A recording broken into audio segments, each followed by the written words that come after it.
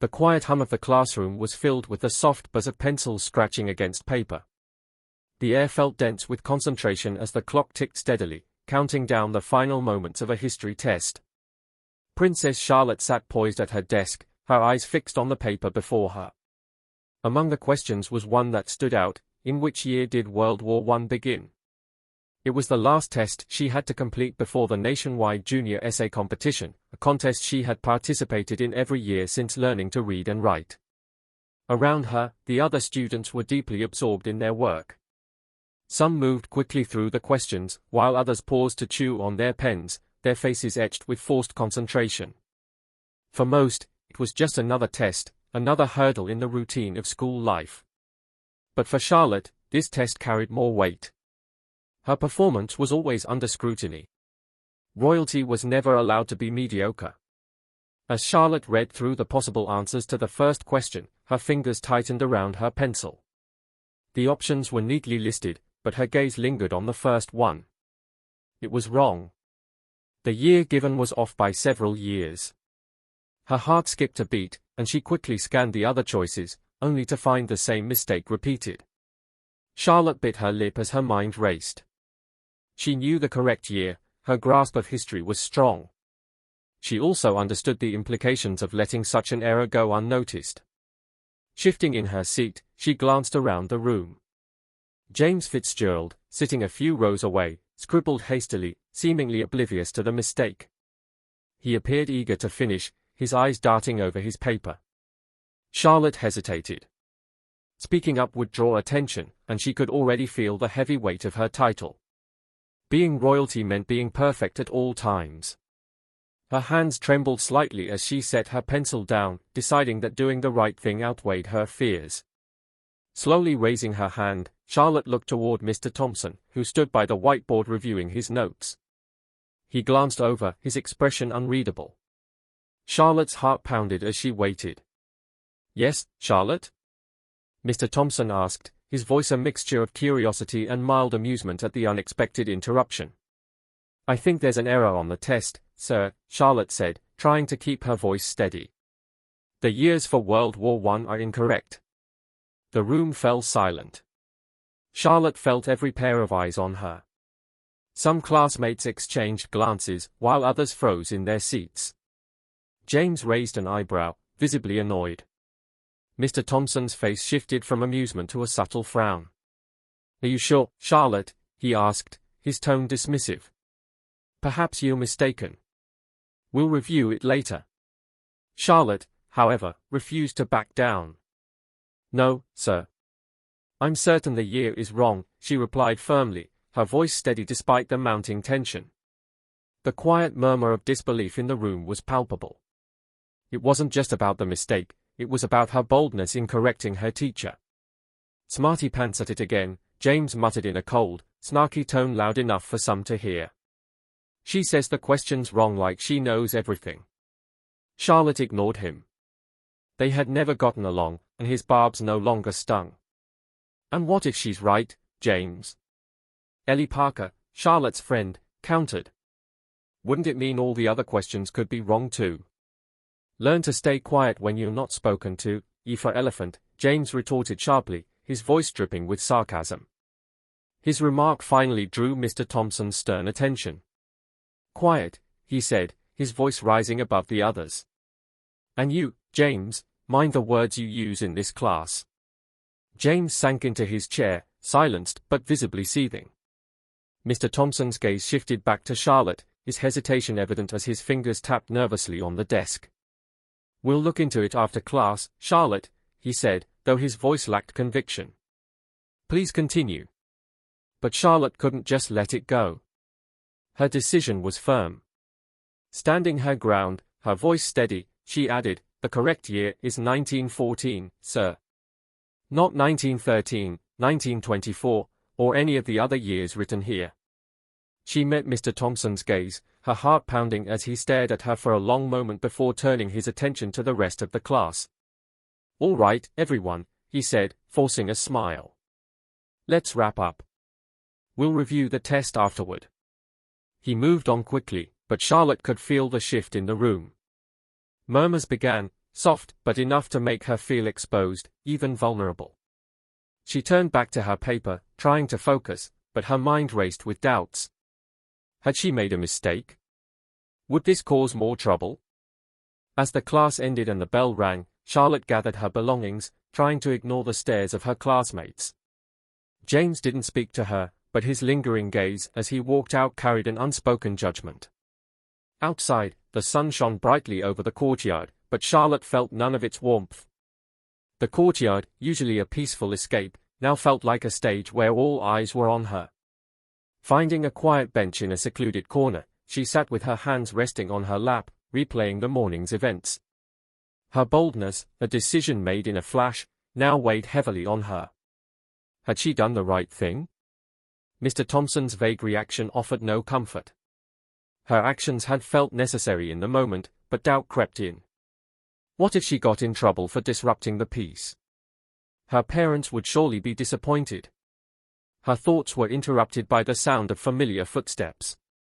Ellie walked over and sat beside her, her gaze soft and understanding. "Are you okay?"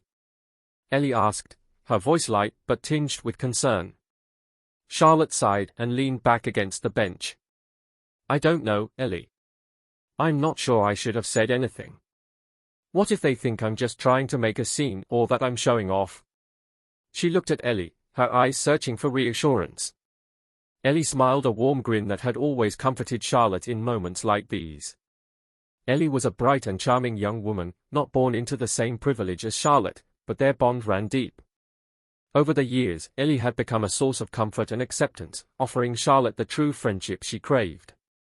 Ellie admired Charlotte for her intelligence and kindness, but more importantly, she saw her as a regular person striving to find her place. Together, they had forged a powerful partnership, excelling academically and winning competitions for their school. Ellie had always been Charlotte's escape from the pressures of royal expectations and an invaluable ally. "Charlotte, you did the right thing," Ellie said simply. "The test was wrong, and you corrected it. It's not about being perfect, it's about being honest." Her words, though simple, were powerful. Charlotte held on to them but still hesitated. What about everyone else? What if they think it wasn't about honesty but that I was trying to outshine them? Ellie's tone turned firm but light-hearted. "Who cares what they think? You did what was right. If they can't see that, it's their problem." She nudged Charlotte playfully. "And you know what? I think they respect you for it. It's not every day someone calls out a teacher, especially someone like you." Charlotte exhaled, realizing she had been holding her breath. Ellie's words lifted some of the weight off her shoulders, making her feel lighter. Maybe Ellie was right. Maybe this wasn't about looking good, it was about doing what was right, no matter the cost. Even if some people didn't understand, it didn't matter. The bell rang, signaling the end of the break period, and as they stood to head back to class, Charlotte felt a renewed sense of determination. She couldn't change what had happened, but she could move forward with her head held high. The next class was history again, but this time, the atmosphere was different. Mr. Thompson had gone to the headmaster to discuss the error Charlotte had pointed out. When the class settled in, the door opened, and the headmaster himself walked in. He was a tall man with a stern face, but there was a hint of respect in his gaze as he looked at Charlotte.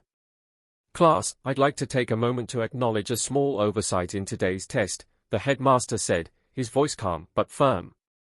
Princess Charlotte pointed out an error in the year for World War I. She was correct. I commend her for her attention to detail and her courage to speak up. The room fell silent. Charlotte felt the heat rise in her cheeks, but she didn't look down. She didn't need to. This wasn't about seeking validation, it was about standing up for what was right, even when it wasn't easy. As the headmaster spoke, a soft clapping began from the back of the room. It was tentative at first, but as more students joined in, it grew louder. The applause swelled until the entire class rose to a standing ovation, clapping for her. It wasn't just the correction they were applauding, it was the courage it took to stand up, challenge the norm, and do the right thing when no one else would. Charlotte stood there, caught between pride and surprise. This wasn't how she had imagined it. She had expected reprimands, perhaps even scorn, but instead, she was receiving something much more valuable: respect. As the clapping died down, Charlotte found herself smiling, the weight of the day lifting. She had done what she believed was right, and in the end, that was all that mattered. The school day came to a close, and Charlotte found herself walking out of the building with Ellie by her side. The day had been full of unexpected twists, but as they approached the school gates, Charlotte felt lighter. The storm inside her had passed. She had been honest, corrected the test error, and received a standing ovation for it. What more could she ask for? Later that evening, back at Kensington Palace, Charlotte sat by the window in her room, gazing at the twinkling lights of the city below. Her parents entered, the door opening and shutting quietly behind them. They had heard the news. "Mom." Charlotte's voice trailed off as she turned to face her parents, her eyes calm and searching, waiting to be sure of the moment before speaking. "Well done, Charlotte," Kate said, her voice warmed with pride. "You did the right thing," her father, Prince William, added, beaming brightly. "Of course," William responded in a lofty tone. "I hear everything about you, my little eaglet." Charlotte smiled, her heart swelling with gratitude. It wasn't about the standing ovation or the applause, it was about knowing she had done something good, something important. For the first time, she felt that her role as a princess meant more than just wearing a crown. It meant standing up for truth and challenging the norms, even when no one expected her to.